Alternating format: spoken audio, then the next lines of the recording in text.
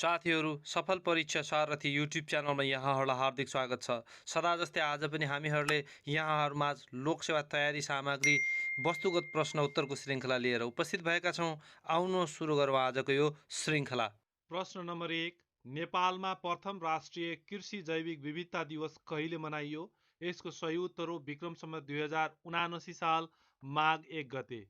जीवन तथा वातावरणका लागि कृषि जैविक विविधता नाराका साथ यो दिवस मनाइएको हो।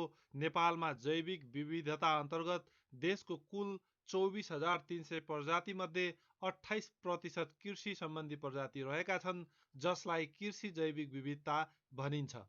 सरकारले विक्रम सम्वत 2079 का लागि राष्ट्रिय कृषि जैविक विविधता वर्षका रूपमा मनाउने साथै हरेक वर्ष माघ 1 गतेका दिन कृषि जैविक विविधता दिवस मनाउने निर्णय गरेको छ। प्रश्न नम्बर 2। स्वतन्त्र भारतको पहिलो मतदाता कसलाई मानिन्छ? यसको सही उत्तर हो श्याम शरण नेगी। बेलायतबाट भारत स्वतन्त्र भएपछि सन् 1991 को अक्टोबर 25 मा भएको पहिलो निर्वाचनमा नेगीले मतदान गरेका थिए। उनलाई भारतीय लोकतन्त्रको किम्वदन्ती पनि भनिने गरिन्छ। उनी शिक्षण पेसामा आबद्ध थिए।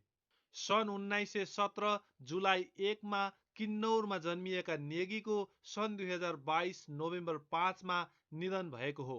प्रश्न नम्बर 3। राष्ट्रिय योग दिवस कहिले मनाइन्छ?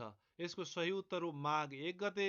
2079 को नारा स्वस्थ जीवनको चाहना, योग, शिक्षा र साधना रहेको छ। विक्रम सम्वत 2072 मा नेपाल सरकारले माघ 1 गतेलाई राष्ट्रिय योग दिवसका रूपमा मनाउने निर्णय गरेको थियो। प्रश्न नम्बर 4। सुदूरपश्चिम प्रदेशको मुख्यमन्त्रीमा को नियुक्त भएका छन्? यसको सही उत्तर हो राजेन्द्र सिंह रावल। प्रश्न नम्बर 5। कति वर्षको अन्तरालपछि हरियो रङको पुच्छ्रे तारा पृथ्वीको नजिक आएको हो? यसको सही उत्तर हो 50 वर्ष। सन् 2023 जनवरी दोस्रो साताबाट यस पुच्छ्रे तारालाई अवलोकन गर्न सकिने बीपी कोइराला मेमोरियल प्लानेटोरियम तथा अब्जर्भेटरी र विज्ञान सङ्ग्रहालय विकास समितिले जनाएको छ। नेपालबाट पनि यस दुर्लभ हरित पुच्छ्रे तारालाई ध्रुव ताराको समीपमा माघ महिनाको दोस्रो सातासम्म साँझ 7 बजेपछि अवलोकन गर्न सकिने समितिले जनाएको छ। उक्त पुच्छ्रे तारा एउटा टाउको र दुईवटा, एउटा लामो र एउटा छोटो पुच्छरका रूपमा देखिने जनाइएको छ। प्रश्न नम्बर 6। बागमती प्रदेशको सभामुखमा को नियुक्त भएका छन्? यसको सही उत्तर हो राप्रपाका भुवन पाठक।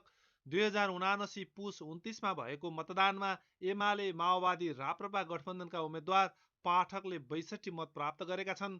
उनको विपक्षमा 39 मत परेको हो। कुल 110 सदस्यीय प्रदेश सभामा 109 जनाले मत विभाजन प्रक्रियामा सहभागिता जनाएका थिए।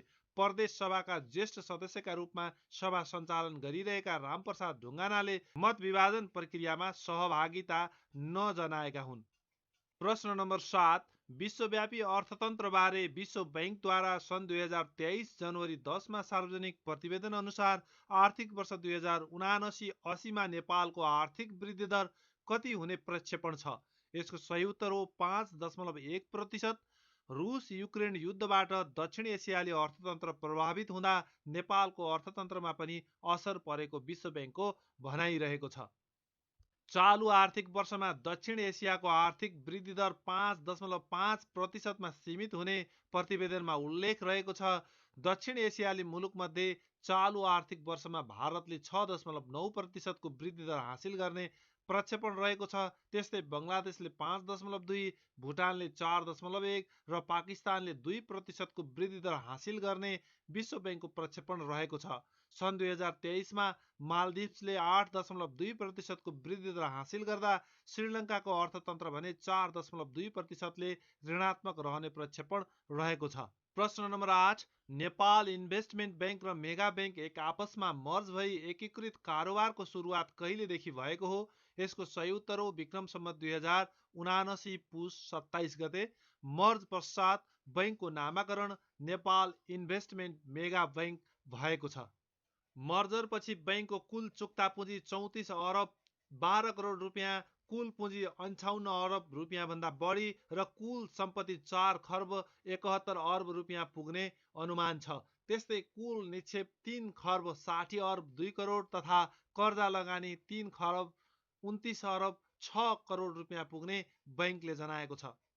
प्रश्न नम्बर 9, विक्रम सम्वत 2079 पुसमा सम्पन्न पहिलो संस्करणको नेपाल T20 लिग क्रिकेट प्रतियोगिताको उपाधि कसले जित्यो? यसको सही उत्तर हो लुम्बिनी अल स्टार्स। उपविजेता भने विराटनगर सुपर किङ्स भएको छ। कीर्तिपुर स्थित त्रिभुवन विश्वविद्यालयको क्रिकेट मैदानमा पुस 27 मा भएको फाइनल खेलमा विराटनगर सुपर किङ्सलाई 24 रनले पराजित गर्दै लुम्बिनीले पहिलो संस्करणको उपाधि जितेको हो। उपाधि चुमेको लुम्बिनीले ट्रफीसँगै 50 लाख रुपियाँ प्राप्त गरेको छ। त्यसै गरी उपविजेता बनेको विराटनगरले 30 लाख रुपियाँ, तेस्रो भएको जनकपुर रोयल्सले 10 लाख र चौथो भएको काठमाडौँ नाइट्सले 5 लाख रुपियाँ प्राप्त गरेका छन्। उपविजेता टोली विराटनगरका अलराउन्डर विदेशी खेलाडी हुसेन चलच सर्वोत्कृष्ट खेलाडी चुनिएका छन्। प्रश्न नम्बर 10, नेपालको आन्तरिक उडानमा हालसम्मको ठूलो हवाई दुर्घटना कहिले भएको हो? यसको सही उत्तर हो विक्रम सम्वत 2079 साल माघ 1 गते। काठमाडौँबाट पोखराका लागि उडेको यति एयरलाइन्सको कल साइन 9N ANC विमान पोखराको सेती खोजमा दुर्घटना भएको हो। जहाजमा 68 यात्रु र चालक दलका 4 सदस्यसहित 72 जना यात्रु सवार रहेकोमा सबैको मृत्यु भएको छ। पुरानो विमानस्थल बन्द गर्दै तत्कालका लागि आन्तरिक उडान सुरु गरेको विमानस्थल सञ्चालनमा आएको हप्ता दिन नबित्दै यतिको विमान दुर्घटनामा परेको हो। काठमाडौँबाट पोखरा आएको विमान टेकअफको अनुमति पाइसकेको अवस्थामा पुरानो विमानस्थलदेखि करिब 200 मिटरको दूरीमा दुर्घटना भएको हो। पोखरामा व्यावसायिक उडान अन्तर्गत भएको यो दोस्रो दुर्घटना हो। यसअघि 2059 भदौ 6 गते साङ्ग्रिला एयरको ट्विनटर दुर्घटना हुँदा चालक दलका सदस्यसहित 18 जनाको मृत्यु भएको थियो।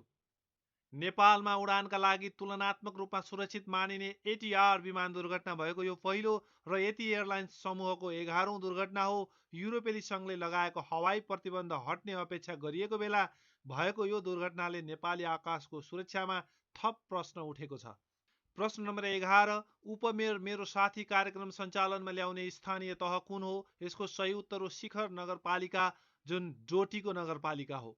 प्रश्न नम्बर 12, चितवनको नारायणी नदीमा नेपालको पहिलो क्रुज सिप अर्थात् सानो पानी जहाज सर्वसाधारणका लागि कहिलेदेखि खुला भएको हो? यसको सही उत्तर हो विक्रम सम्वत 2079 साल माघ 1 गते। नेपालमा व्यावसायिक रूपमा सञ्चालन गर्न लागि यस प्रकारको क्रुज पहिलो हो।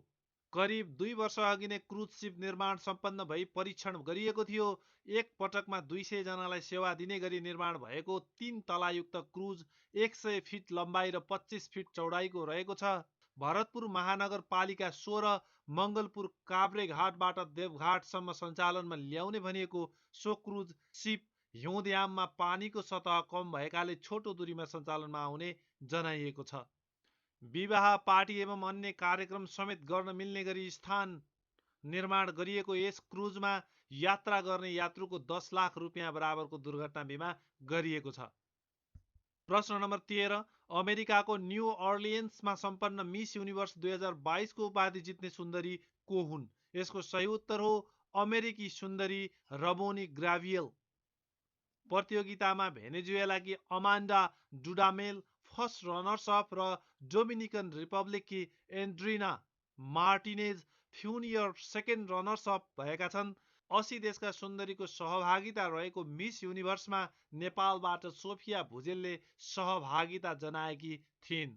प्रश्न नम्बर 14, प्रभु बैंक र सेन्चुरी कमर्सियल बैंक बीच एक आपसमा मर्ज भई एकीकृत कारोबारको सुरुवात कहिलेदेखि भएको हो? यसको सही उत्तर हो विक्रम सम्वत 2079 साल पुस 26 गतेदेखि। प्रभु बैंकले 1:1 को स्वाप अनुपातको समान हैसियतमा सेन्चुरीलाई प्राप्ति गरेको हो।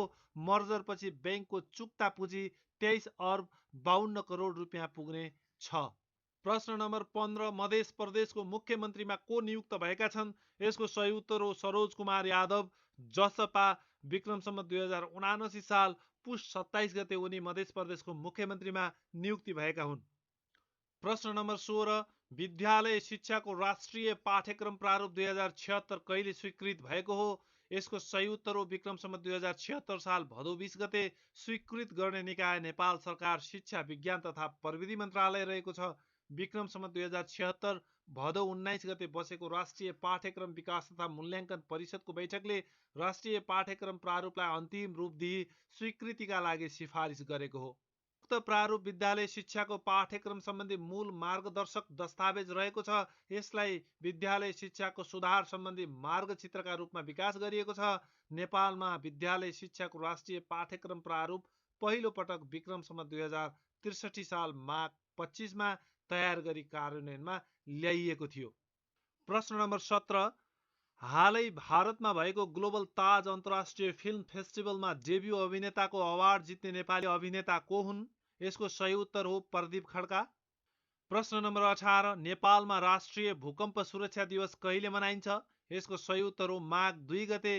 विक्रम सम्वत 2079 मा भूकम्प सुरक्षित पूर्वाधार सुरक्षित जीवनको आधार भन्ने आदर्श वाक्यका साथ 25औं राष्ट्रिय भूकम्प सुरक्षा दिवस मनाइएको हो। प्रश्न नम्बर 19, राष्ट्रिय शिक्षा नीति 2076 कहिले स्वीकृत भएको हो? यसको सही उत्तर हो विक्रम सम्वत 2076 साल कार्तिक 18 गते। राष्ट्रिय शिक्षा नीति 2076 मा उद्देश्य 13 वटा, त्यसैगरी रणनीति 33 वटा, नीतिगत क्षेत्र 13, नीति 55 वटा रहेका छन्।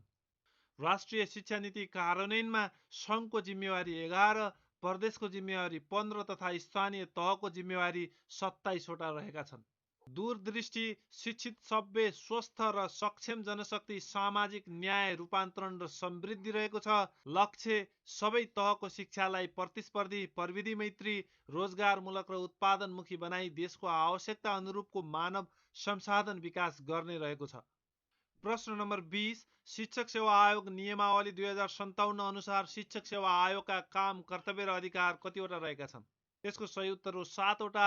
शिक्षक सेवा आयोगका काम कर्तव्य र अधिकारहरू शिक्षकको स्थायी नियुक्ति तथा बढुवाका लागि सिफारिस गर्ने, शिक्षकको नियुक्ति तथा बढुवाका लागि लिइने परीक्षाको पाठ्यक्रम निर्धारण गर्ने तथा परीक्षा सम्बन्धी अन्य कार्य गर्ने, विद्यालयमा अध्यापन गर्न चाहने व्यक्तिलाई अध्यापन अनुमति पत्र दिने, अध्यापन अनुमति पत्रका लागि लिइने परीक्षाको पाठ्यक्रम निर्धारण गर्ने तथा परीक्षा सम्बन्धी कार्य गर्ने, उजुरी परेको अवस्थामा बाहेक नतिजा प्रकाशन भएको 1 वर्षपछि परीक्षा सम्बन्धी कागजात धुल्याउने, शिक्षकको सेवा शर्त र सुविधा सम्बन्धी विषयमा मन्त्रालयलाई सुझाव दिने, ऐन वा यस नियमावली बमोजिम आयोगले गर्नुपर्ने काम कारबाहीको विषयमा निरीक्षण तथा जाँचबुझ गर्ने।